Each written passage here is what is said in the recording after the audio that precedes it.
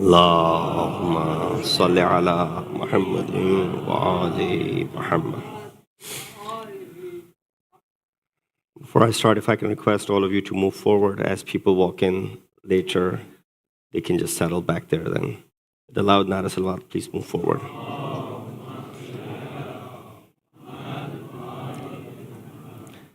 رحم الله من قرأ سورة الفاتحة. بسم الله الرحمن الرحيم.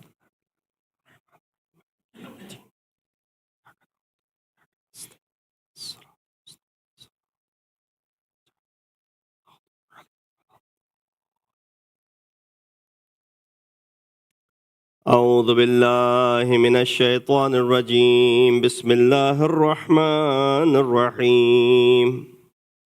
الحمد لله الذي قصرت عن رؤيته أبصار الناظرين وعجزت عن نعته أوهام الواصفين.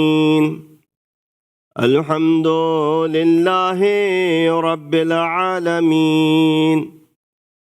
الصلاة والسلام على أشرف الأنبياء والمرسلين خاتم النبيين وبالقاسم محمد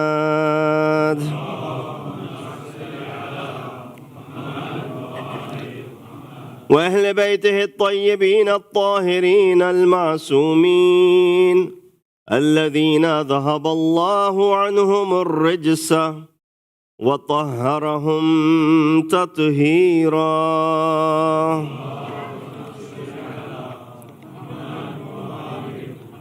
أما بعد فقد قال الله تبارك وتعالى وقوله الحق وهو أصدق القائلين. بسم الله الرحمن الرحيم. ومن يبتغي غير الإسلام دينا فلن يقبل منه وهو في الآخرة من الخاسرين. صدق الله العلي العظيم. صلوات.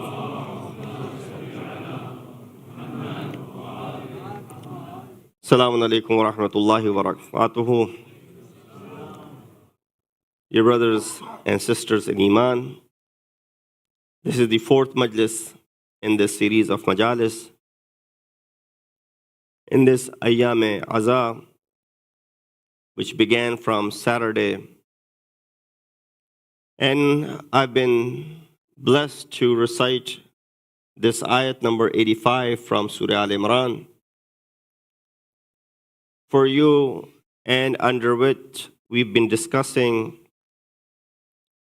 primarily two things: Deen and our responsibilities towards this Deen. Ayat for the tabarruk that I can translate says, وَمَنْ يَبْتَغِي غَيْرَ الْإِسْلَامِ دِينًا. Whoever follows a religion other than Islam, it will not be accepted from them. And such an individual will be considered amongst the losers on the day of judgment. Now, for those who have been coming since the very first day, you know the word yabtaghi as opposed to the word yattabi. We explained that. You know the word Islam means what over here? Is it the religion of Islam, or is it a general concept of submission to Allah subhanahu wa ta'ala? By now, you know that. We explained the word thoroughly. Deen. What does deen mean? I'm sure all the children over here will recollect what was explained as deen, the AAA. And the word khusran and khasirin, which of course does not require any explanation, as it is used on numerous occasions in Quran. Wal asr innal insana lafi khusr.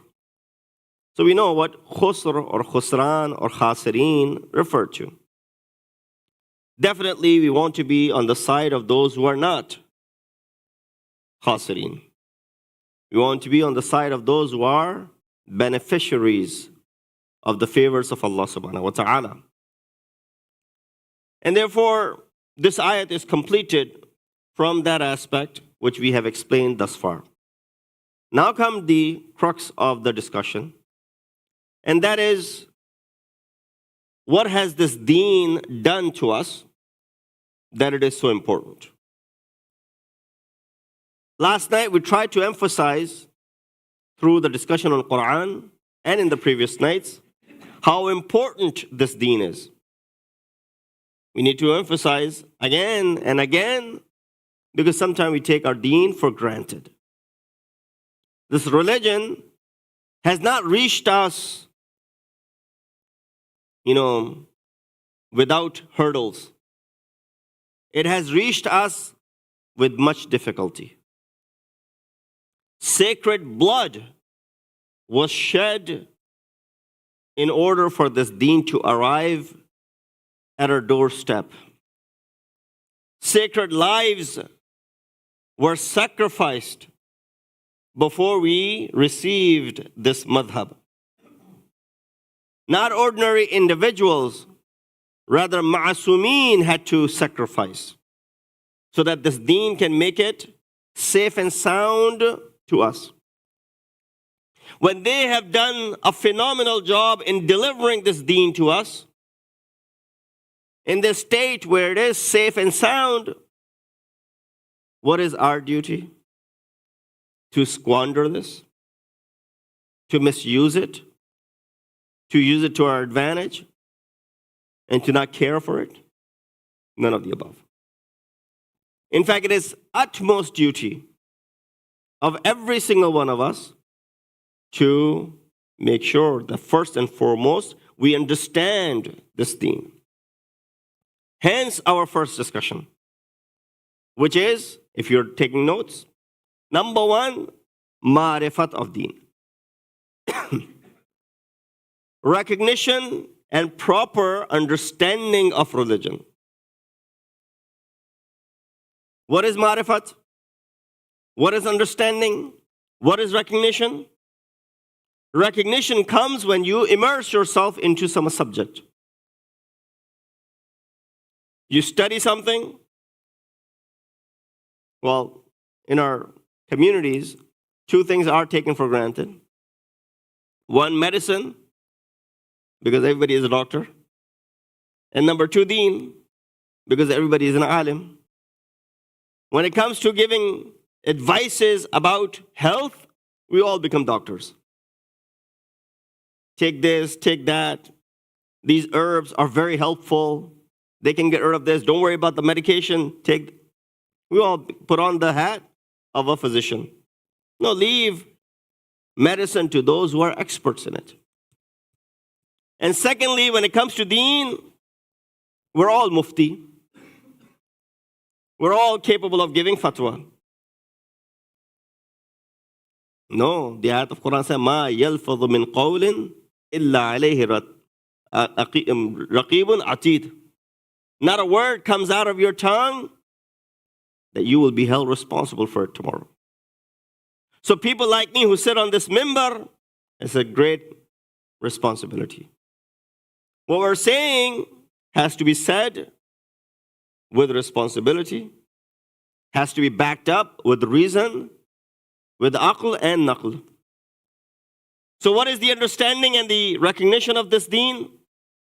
Just like I said, if someone wants to become a physician, they have to go through the due process.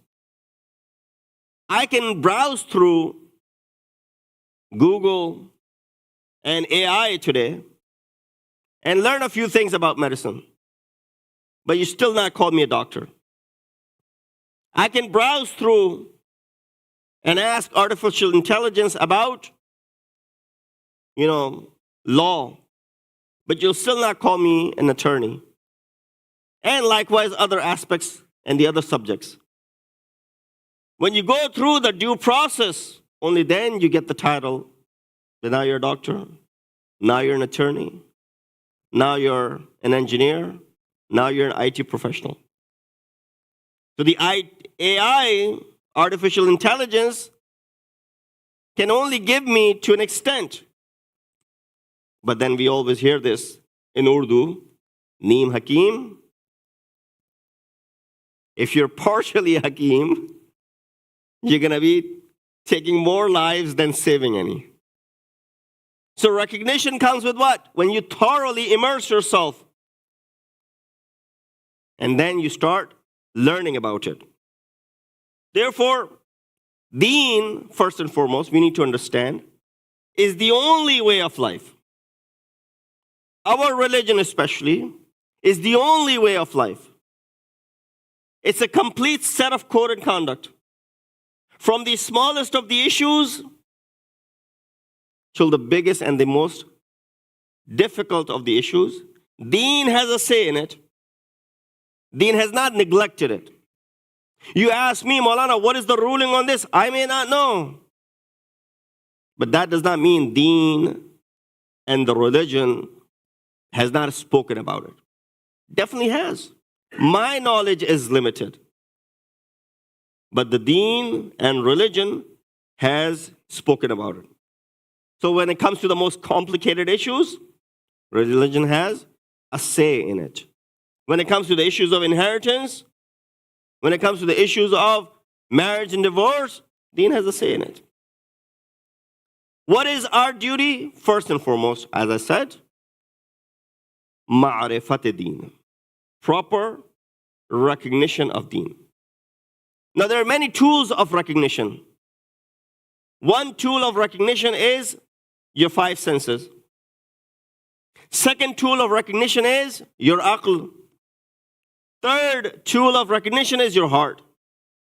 Now, of course, heart does not mean this organ that sits in my chest, which is pounding and supplying blood from one place to another. No, that's not what qalb means. Qalb refers to my soul, my being. So what are the three methods or the three means of attaining recognition? One is your five senses. There's only so much that we can understand with our five senses. If I can see it, if I can touch it, if I can hear it, if I can taste it, I can smell it. This is the recognition my senses can give me. Then comes your aql. Again, sometimes the aql is refined and able to think. Sometimes it isn't. And then comes the heart. Someone gave a very beautiful example of this. He said, imagine you were in a desert and there was a room in a desert. In that room, in the middle of this desert, there are 5 holes, small holes. And there's one small window, and then there's one big door through which you came in. When you look through the holes, you can only see whatever the holes are going to show you. When you open the window and see, you'll see that's that much which the window allows you. But when you open the door, you're able to see everything. He said these 5 holes in that house represent your senses. They're limited. They're only going to show you to an extent. That window is like your aql. If it's sharp enough, it'll show you a great deal, but it's still limited. And then the big door is your heart, which is able to give you the broader picture. So this is means of recognition of anything, but especially when it comes to our deen. Amirul Mu'mineen, Imam al-Muttaqeen Ali ibn Abi Talib alayhi salatu wassalam,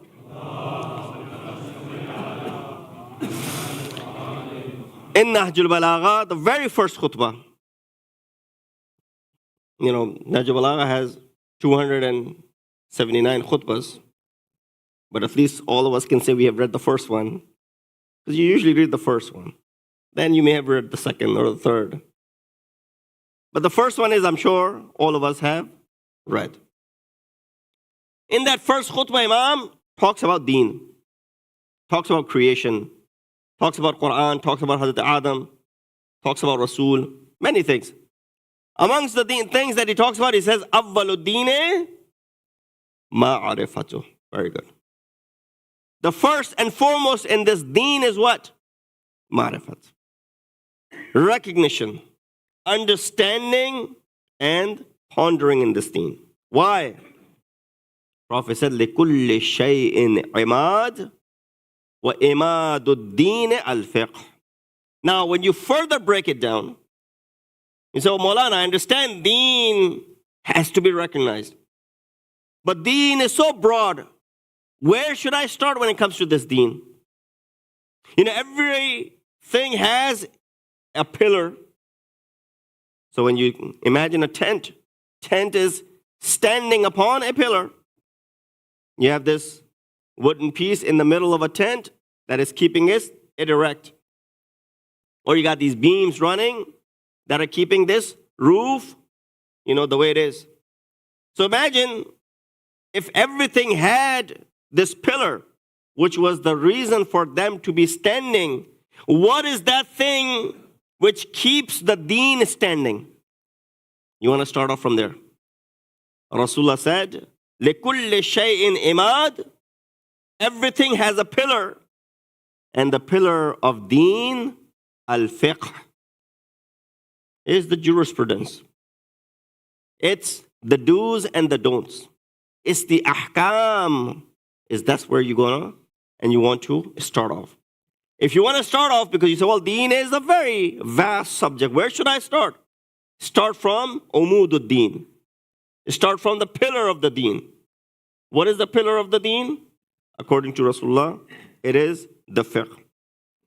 But if our recognition of this deen is very limited, mundane, basic, then what happens? Then you see things that are happening now. We live in an age where it's social media.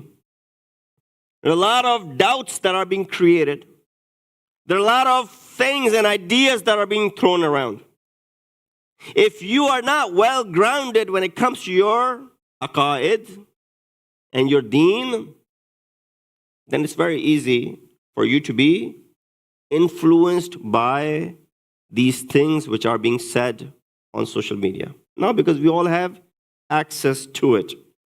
That is why it says, Man dakhala fi hadha ad-deen bir-rijal. Whoever enters into this deen through some people, rijal, akhrajahu minhu ar-rijal.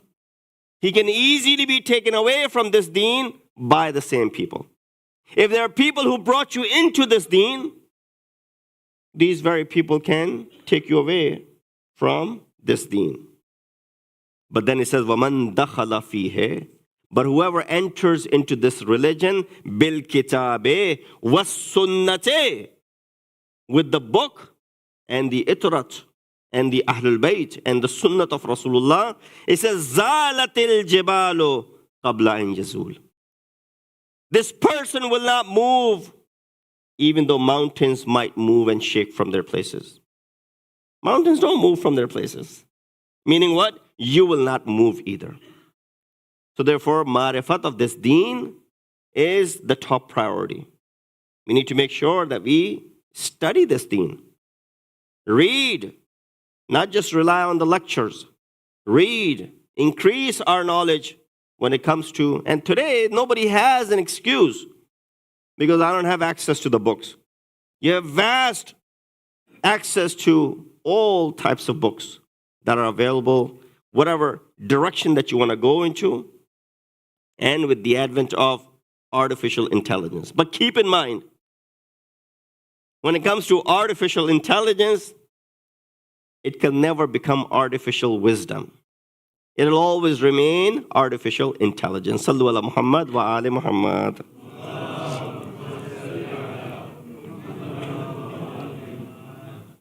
So if the deen is received through the forefathers, you ask a child, how did you learn this? Through my dad. Where did your dad learn? Through my grandfather. Grandfather. If that is the source of deen, then there's a possibility that this person might easily be shaken and taken out. But if a person enters into this deen through kitab and through sunnat, then according to the riwayat, their feet will remain steadfast.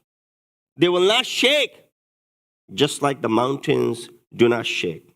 Today, people want to attack the institutions of deen. Our religion,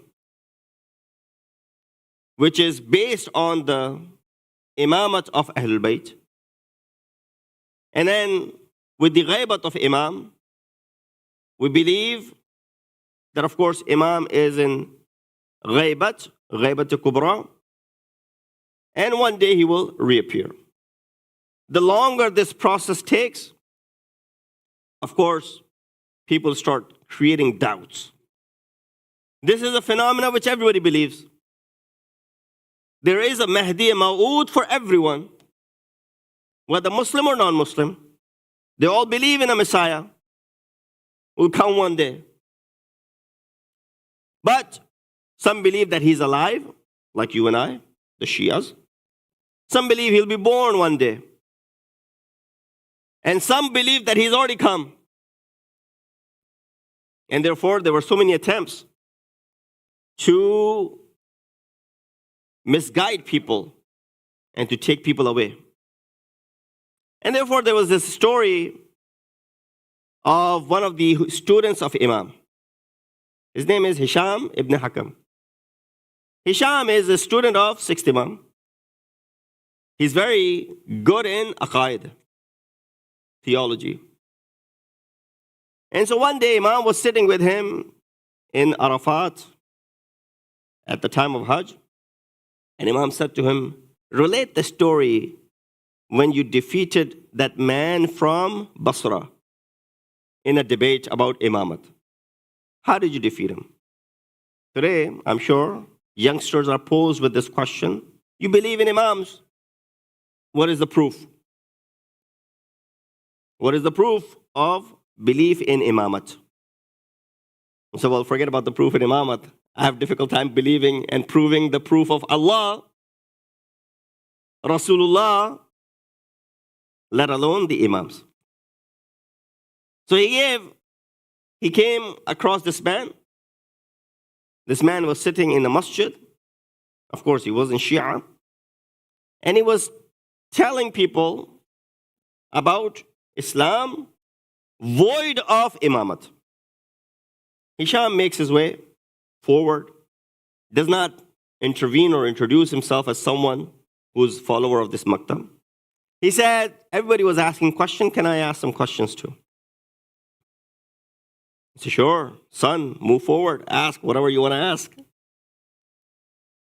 This elderly man allows Hisham to speak.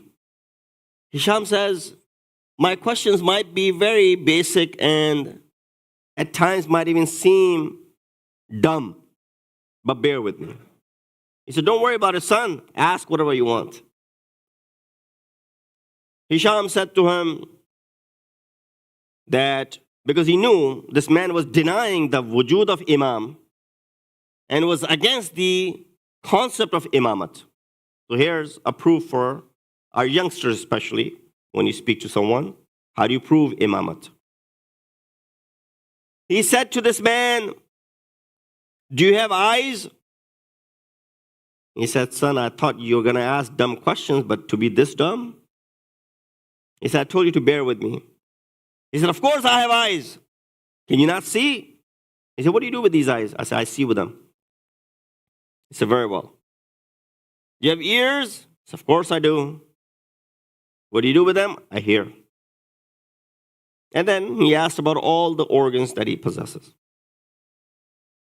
The ability to smell, the ability to taste, and the ability to touch. After he was done asking these questions, to much annoyance to this man, who was with patience answering the questions of Hisham, he said, what is the maqsad and the reason behind all of these? He said, with eyes I can see, with ears I can hear, with my tongue I can speak, with my hand I can touch, and with my nose I can smell. He said, all of these are there to do their function? He said, yes. He said, do you have a heart? I said, of course I have a heart. Now that's an internal organ, you can't see it. Like you can see my hands, you can see my eyes and ears and everything else. Those 5 senses, this is an internal organ. You can't see it, but it's there. So what is the purpose of this heart? He said, well, heart is there that every time one of these senses are making a mistake, heart corrects it. Right? When you want to eat something, you smell it. And then your heart corrects it. No, you should not eat it. When your eyes are mistaken, your heart steps in. Similarly, all the other organs, when they're about to make a mistake, heart is there to filter it out. So, well, then you'll say, well, heart has a very important role. He said, yes. He said, then why is it that Allah subhanahu wa ta'ala created these 5 senses which do their own job? This heart is created on top of that. He said, if it wasn't for this heart, these 5 senses will continue to make mistakes. Heart is there to prevent any mistakes from these senses. He said, just like that, your body, which is 5 feet, 6 feet tall, Allah created all of these organs, all of these senses, but did not leave them without a source which corrects them. In your 6-foot body, you think in the entire universe that Allah has created with all the things that are in it to leave without someone who can be guided? Leave without someone who can correct when you make a mistake? The point is, just the same way heart is there to correct the mistakes of your senses, Imam is there to go ahead and correct the mistakes that are made by the people that live around us. Sallu ala Muhammad wa ali Muhammad.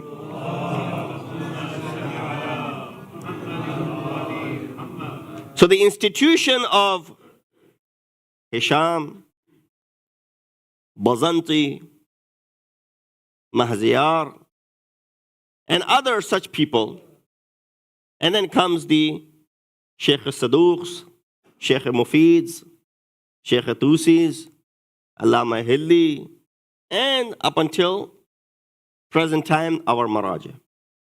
Our madhab is standing, one, because of the will of Allah subhanahu wa ta'ala, but also through this system that Allah has given to us, and that is the system of marja'iyat.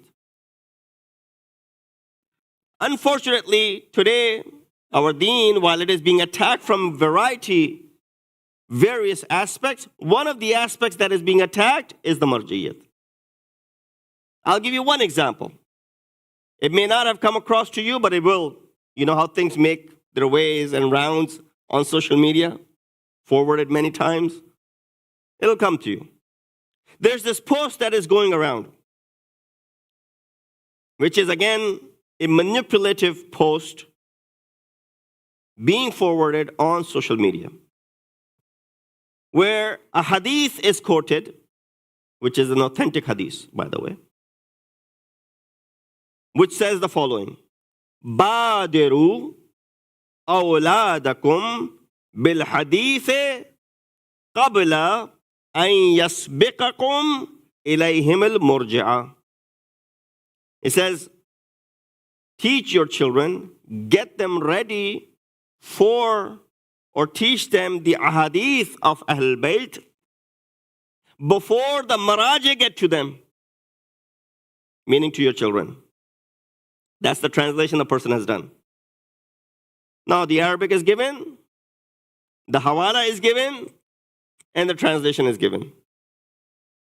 In some places, Arabic is not given for one reason,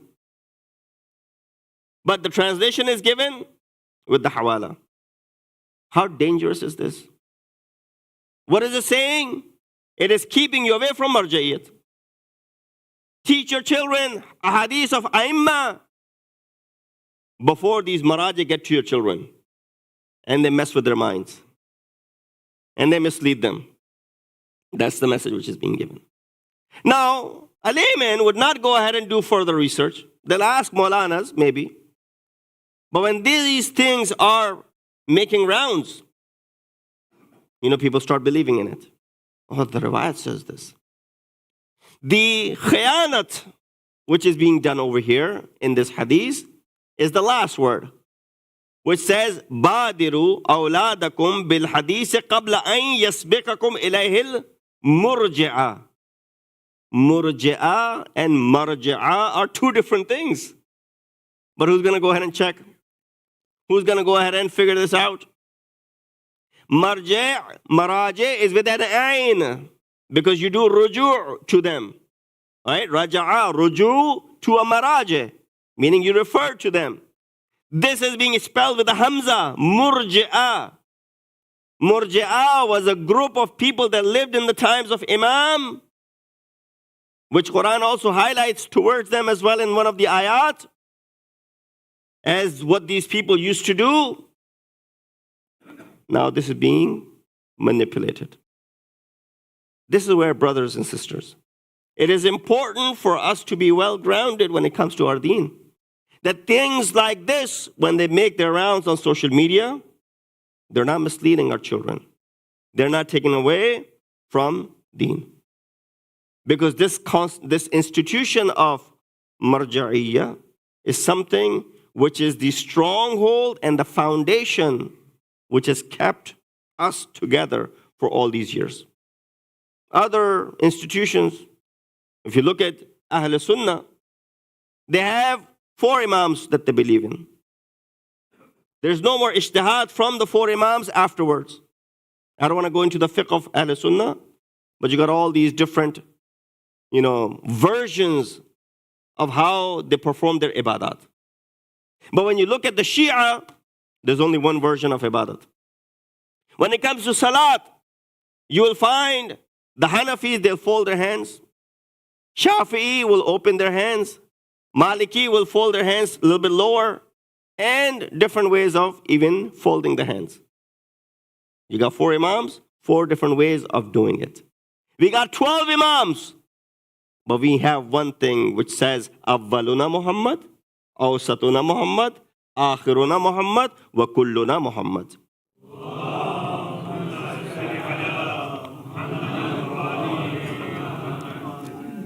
So therefore, make sure that these sort of things do not come in between and then become a reason for deviation amongst us.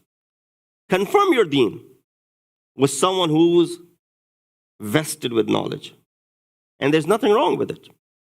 This was a concept, this was a method of many of the great personalities. Shah Abdul Azim Hassani, I'm sure you've heard of his name. He's buried in Tehran. Shahr-e-Rai used to be Tehran.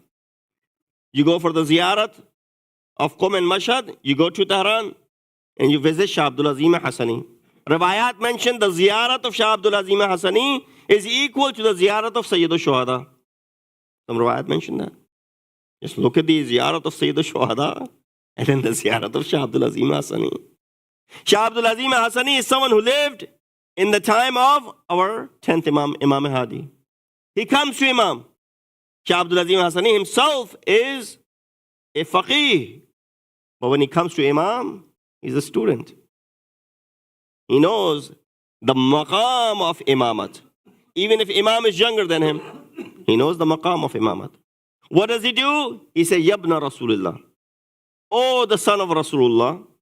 Inni uridu ana a'rada alayka dini. I want to run my deen by you. I want to ask if what I'm doing is correct. Ask. Don't hesitate to ask. Sometimes we delay asking. Someone asked me, Maulana, I want to confirm the method of ghusl. That person was probably my age. I said, you delayed it so much. Why did you delay asking this very basic question? Although you could have looked it up as well. But delayed asking it. You're now my age. How do you do ghusl? Maulana, I recite Durood Sharif and then I take a shower. That's not how you do ghusl. Ghusl is a method. You make the niyat. You wash the head. Then you step out a little bit.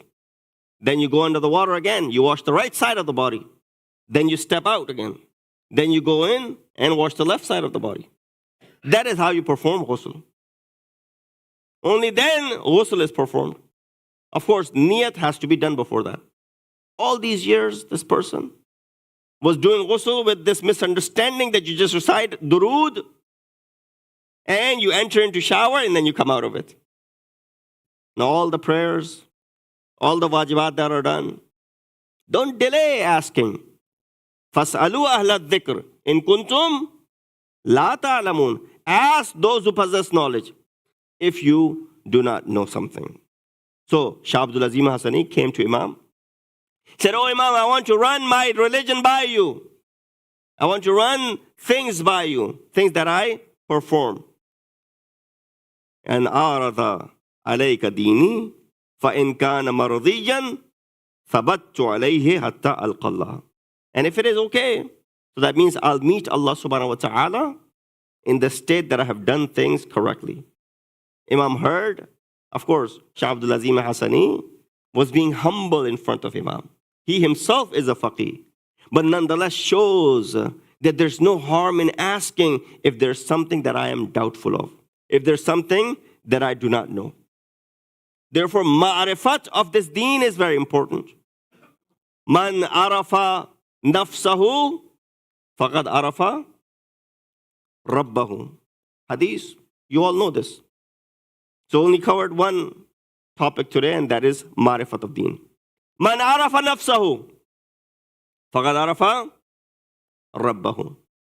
You know what lies in your ma'rifat of your own nafs? Lies the ma'rifat of Allah subhanahu wa ta'ala. When you can recognize your own nafs, you gain access to the recognition of Allah subhanahu wa ta'ala. Man mata walam ya'rif imama zamanihi, you completed. Mata mitatan jahili. Whoever died and did not have the proper recognition of imam of his time, died an ignorant death. It's so easy to recognize. Whoever recognizes their nafs recognizes Allah. That means if we have not recognized Allah, meaning we have not recognized our nafs either. What is the relationship between our nafs and Allah? And I'm bringing it to a close. What's the relationship? You go back to who? Abul Bashar, Hazrat Adam alayhi salatu wasalam. Hazrat Adam was created by Allah subhanahu wa ta'ala. He said, فَإِذَا صَوَّيْتُهُ نَفَخْتُ فِيهِ مِنْ رُوحِي. When I created Hazrat Adam, I blew my soul into him. You and I are what? Children of Hazrat Adam. Guess what soul are we carrying as well? The same soul that Allah blew into Hazrat Adam alayhi salatu wasalam. Look at the capability that soul has. Look at the, beauty of that soul that came from Allah subhanahu wa ta'ala to Hazrat Adam, which is then carried down and passed down to all of us. I won't do justice if I get into the aspect of how this carried down to us. Maybe just one hint towards it and I'll bring you to close. Maybe a few extra minutes of masaib. That nothing is decreased from that original source while everyone else is benefiting from it. How is it that nothing is decreasing over there while the soul is continue to benefit others? The example the philosophers give, you say, imagine you have one candle. How many more candles can you light with this one candle? You say thousands of candles. As long as this candle is lit and fired up, I can rekindle other candles as well. I can light up many candles. Does anything decrease from this first candle? If I take this candle, and if I go ahead and light up 1,000 other candles, You guys have gone to vigils. You've seen candles are lit. If I'm using one candle to light thousands of them up, does anything decrease from the first one? Nothing decreases from the first one. Meaning what? That Allah subhanahu wa ta'ala has passed down this nafs, this soul, this ruh that he's speaking of, which you and I are carrying, and nothing is decreased from it. How we beautify this nafs, وَنَفْسٍ وَمَا سَوَّاهَا فَأَلْهَمَهَا فُجُورَهَا وَتَقْوَاهَا قَدْ أَفْلَحَ مَنْ زَكَّاهَا وَقَدْ خَابَ مَنْ دَسَّاهَا. Indeed, falah and prosperity is for the one who has beautified and purified this nafs. But of course, at the same time, someone can, make it impure as well. And that is the one which is being referred to, that man dassaha. So make sure that nafs is not corrupted. Nafs has that capability. Nafs has that ability to make us go to Allah subhanahu wa ta'ala. Inshallah, we'll continue from here, as I won't do justice if I get into this discussion and I want to take too much of your time. These are the nights in which we start mentioning and remembering the ashab of Sayyid al-Shuhada. These are the ashab for whom Sayyid al-Shuhada has taken pride. He says what? He says in his khutbah that my grandfather did not have such loyal ashab. My father did not have such ashab. The ashab and the companions that I have. Look at Hussein's trust in his ashab. And one of them is someone who did not make his way to Hussein until the last moment. اور اس شخص کا نام ہے حر ابن یزید ریاحی. یہ وہی حر ہے کہ جس نے امام کا راستہ کاٹا تھا. حر پہنچتا ہے امام کے پاس اس حالت میں کہ وہ پیاسا ہے. حر کے جانور بھی پیاسے تھے. They were thirsty. They were dying of thirst. When they arrive, Imam gives order, give them all water. ایک ایک بندے کو پانی پلایا. Then Imam said, give water to the animals as well. اور آپ کو پتا ہے کہ جانور 3 دفعہ پانی میں منہ ڈالتا ہے تب جا کے وہ سیراب ہوتا ہے.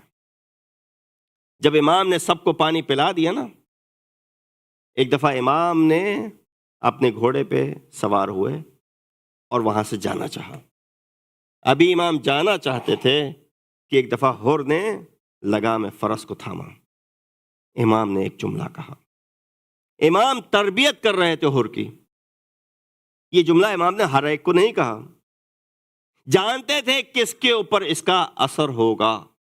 Who will have the effect of what Imam is about to say. Imam said to Hur, ثقلتki امکی یا حر. اے حر, تیری ماں تیرے غم میں بیٹھے. May your mother sit in your grief. حر نے ایک دفعہ یہ جملہ سنا, لگام فرس کو ہاتھ سے چھوڑا اور جواب دیا, اے حسین, آپ نے میری ماں کا تو نام لے لیا, مگر میں آپ کی ماں کا نام کیسے لوں؟ آپ فاطمۃ الزہرا کی اولاد ہیں. یہ پہلا وار تھا حسین کا حر کے نفس کو جگانے کے لیے. نفس کی گفتگو تھی نا, نفس کو بیدار کرنے لیے حسین آئے ہیں. یہ پہلا وار تھا حسین کا. حسین نے کہا تو پھر جانے دو. وقت نماز آیا. امام نے کہا حر جاؤ تم اپنی نماز پڑھ لو, ہم یہاں پہ نماز پڑھیں گے. کہا نہیں, آپ کے ہوتے ہوئے آپ کے پیچھے نماز پڑھیں گے, اس میں کوئی دو رائے نہیں ہے. یہ دوبارہ امام کا وار تھا حر کی جانب. بیداری کا عمل پیارا ہے. بس حر امام کو ایک تیسری سمت میں لے کے چلتے ہیں کہ جو نہ مدینے جانے کی اجازت ہے نہ کوفہ جانے کی اجازت ہے. اب ایک نئی سمت میں جایا جا رہا ہے, وہ سمت ہے کربلا. کل آپ کے سامنے مصائب پیش کیے تھے کہ یہ قافلہ 2 تاریخ کو کربلا پہنچتا ہے. لیکن حر کے اندر وہ تحول آ چکا ہے, وہ تغییر وہ چینج ہر کے اندر آ چکا ہے. روز عاشور ہے، شب عاشور گزر گئی اس کرب کی حالت میں کہ آتش کی آوازیں بلند ہو رہی تھیں. اور ایک دفعہ کھڑے ہیں، پسر سعد سے کہتے ہیں کیا ہو سکتا ہے کہ جنگ نہ ہو؟ کہا نہیں، اب تو جنگ ہوگی. اتقاتل ہذا الشخص، کیا تم اس شخص کے ساتھ جنگ کرو گے اے ہر؟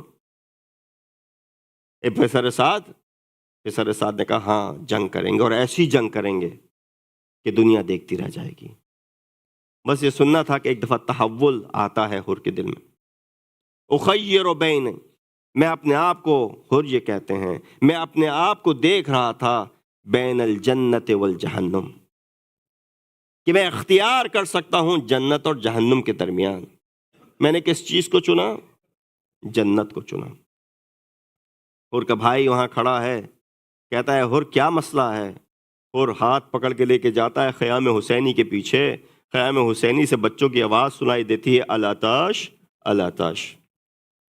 کہا یہ آوازیں ہیں جو کان میں لگ رہی ہیں، یہ وہی بچے ہیں جن کا پانی میں نے روکا تھا. اب ندامت ہو رہی ہے کہ میں نے ان کا راستہ کاٹا تھا، میں نے ان کے اوپر پانی کی بندش کی تھی، میں نے یہ سارے کام کیے تھے، اور اب ان بچوں کی آوازیں میرے کانوں تک آ رہی ہیں. ایک دفعہ حر نے یہ راستہ طے کرنا شروع کیا.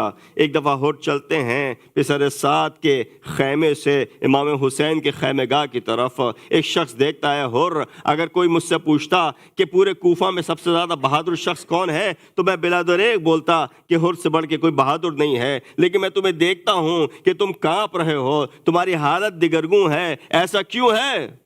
حر نے جواب دیا کہ میں اپنے آپ کو جہنم اور جنت کے درمیان مخیر پاتا ہوں. ایک دفعہ حر کو یاد آیا جب کوفے سے چلے تھے تو پیچھے سے آواز آئی تھی، اے حر بشارت ہو جنت کی. تو حر نے پلٹ کے کہا تھا، کیسی بشارت؟ میں حسین پسر بطول کے ساتھ جنگ کرنے جا رہا ہوں، اس میں بشارت کیسی جنت کی؟ آپ کی آوازیں بلند ہوئیں، اجرکم اللہ. 2 جملے اور سنتے جائیے، آپ کی زحمت تمام. ایک دفعہ حر اپنی اولاد کے ساتھ، اپنے فرزند کے ساتھ، اپنے بھائی کے ساتھ امام حسین کے پاس پہنچتے ہیں. قریب پہنچ کے اپنے امامے کو زمین پہ پھینک دیتے ہیں، خاک اپنے سر میں ڈالتے ہیں، اور ایک دفعہ حسین کے پاس آ کے حسین کی بارگاہ میں یہ کہتے ہیں، حلی توبہ، اے حسین السلام علیک یا ابا عبداللہ. اے حسین آپ پہ سلام ہو. کیا حر کے لیے بھی توبہ ہے؟ حسین حر کو اٹھاتے ہیں، اٹھا کے حر کو معانقہ کرتے ہیں، کہتے ہیں حر تم ہمارے مہمان ہو، تمہاری کچھ پذیرائی کی جائے. حر آنکھیں نہیں ملا سکتے، شرم کے مارے آنکھیں نہیں ملا رہے ہیں. کہا مولا حکم دیجئے، اجازت دیجئے کہ میں جا کے اپنی جان آپ کے اوپر قربان کر دوں. حسین نے کہا اے حر ابھی آئے ہو، تقاضا ہے ہاسپٹیلٹی کا، تقاضا ہے تمہاری خدمت کا کہ کچھ دیر ہمارے مہمانی میں رہو. حر کہتے ہیں اپنے فرزند کو حکم دیا. حر کا فرزند علی جاتا ہے میدان کارزار میں، جا کے جنگ کرتا ہے، اپنے باپ کا نام روشن کرتا ہے، لیکن جب تاب نہ لا سکا، شہادت کے قریب پہنچا، ایک دفعہ اپنے باپ کو آواز دیتا ہے. ادھر حر کھڑے ہوتے ہیں اپنے بچے کی آواز پہ سن کے جانے کے لیے، لیکن حسین کہتے ہیں اے حر کیا ارادہ ہے؟ کہا فرزند آواز دے رہا ہے. کہا حر بیٹھ جاؤ، جوان لاگے لاشے کو نہ اٹھا پاؤ گے. امام حسین آتے ہیں، حر کے فرزند کے لاشے کو اٹھاتے ہیں. میں کہوں گا مولا آپ نے حر کے فرزند کو باپ کو نہ اٹھانے دیا، یہ کہہ کے کہ جوالا کے لاشے کو کون اٹھا سکتا ہے؟ ابھی تھوڑی دیر میں علی اکبر کا لاشا گرے گا. الا لعنت اللہ القوم الظالمین وسيعلم الذين ظلموا أي منقلب ينقلبون. انا للہ و انا الیہ راجعون. ماتم حسین.